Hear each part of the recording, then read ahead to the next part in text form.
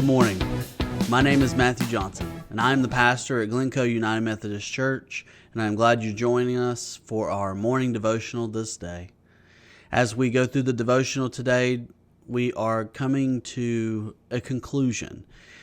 Tomorrow will be the last day of our morning devotionals for the faithful few, but as requested a little bit by some folks that I know that were watching these, they wanted to know more about Mary and Martha and the women who were following Jesus. So we're going to be talking about them coming up next week. So I hope that you enjoy these last couple days talking about the disciples. As you may notice, I haven't went through all 12 of them. Well, that's because there's not a ton of information about all 12 of them. And the ones that you're going to be hearing from today and tomorrow are the lesser known or the lesser provided that I'm going to be talking about. It doesn't mean that they're not important. It just means that there's less to say because they do less in Scripture.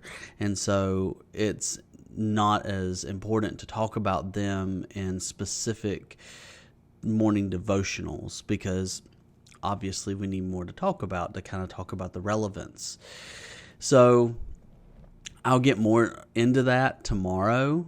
You'll see. But as of right now, I just want you to know that this particular theme for morning devotionals is coming to a close tomorrow. But next week, we're going to be starting a new one that will be in the same vein, but we'll be talking about the women who was following Jesus and what we can learn from them and their witness and their faithfulness. But today, we're going to start with Thomas.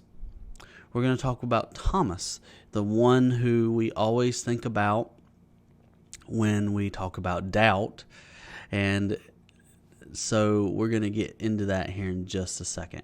But I want to first off say that Thomas translates in both Greek and Aramaic as twin or the twin, depending on which translation. And that's interesting because it doesn't really explain why he's a twin. It just, goes into saying, oh, twin. So it's not super detailed on that. But in addition to that, we know him as Thomas, and he's not really talked about much in Scripture except for two instances. One where when Jesus says that he's got to go to die, Thomas says we should go with him and die with him. And we don't know if that's him being pessimistic or if that's him being encouraging, or courageous, I guess. But the thing is it doesn't matter, because I think that when you read that, you got to read it as them together and dealing with the reality that Jesus is going to die, and whether they handle it with some sort of pessimism or sarcasm, or if they handle it in a courageous manner, they're dealing with the fact that Jesus is about to die. But the main thing is we focus on Thomas and as a doubting Thomas, because after Jesus' death, Jesus is resurrected. He comes to the disciples in the locked room, but Thomas is not there.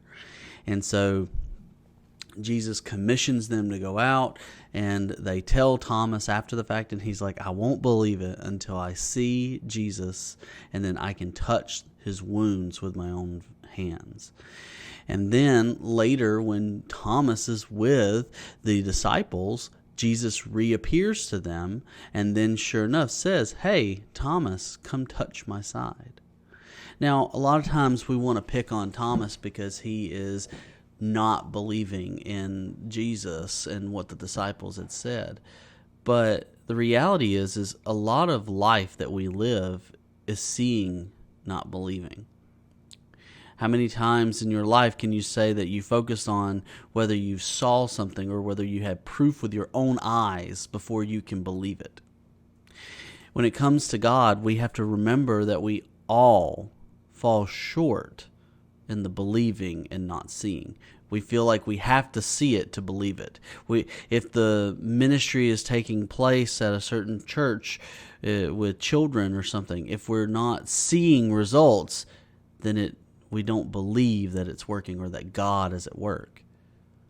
When that's a false narrative that we spin for ourselves, because God is always at work no matter what we're doing. And we have to know that, and we just have to try to continue to do things that will enhance the ministry and reach more people each and every day. So these are important things that we have to think about. And when you read the gospel and you have Thomas come up, I encourage you not to single him out as somebody that was bad or someone that was lesser than or worse than any of the other disciples, because I don't think that's the case. I think that all of the disciples were in that state of mind before Jesus came back. And the fact is Thomas got used as an example as to why you shouldn't. He was singled out, so to speak, by Jesus. But that doesn't mean that the other disciples were not the same way. And I think that it's important that we recognize that, and that we recognize that we are just like Thomas, that we all doubt. But then other parts of Scripture tell us it's okay to doubt.